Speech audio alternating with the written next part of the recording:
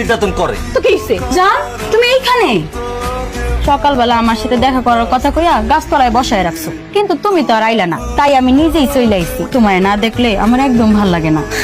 তুই আমার জামাইরে জান কস? আমি যদি বেশিক্ষণ তোমার না দেখি তাহলে আমার বুকের ভিতর কেন জানি ধরফর ধরফর করে। আমরা নিরিবিলি বইসা দুইটা কথা কই। এই সেরি, তুই আমার জামাই লগে লটর পটর করস? হ্যাঁ আইছে জামাই বইলা মানেন নাকি?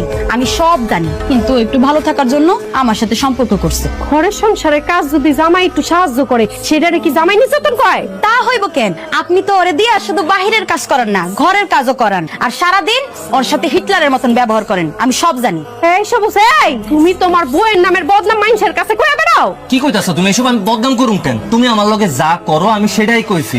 তুমি আমার লগে তো অনেক খারাপ আচরণ করো, ও আমার লগে কোনো খারাপ আচরণ করে না। আমার অনেক ভালোবাসে, আমার ওর সাথে থাকতে ভালোই লাগে। এখানে দাঁড়াই এসব ফালতু কথা শুই না কোনো লাভ নাই। তুমি আর আমি নিরিবিলি কোন একটা জায়গায় গিয়ে প্রেম করি।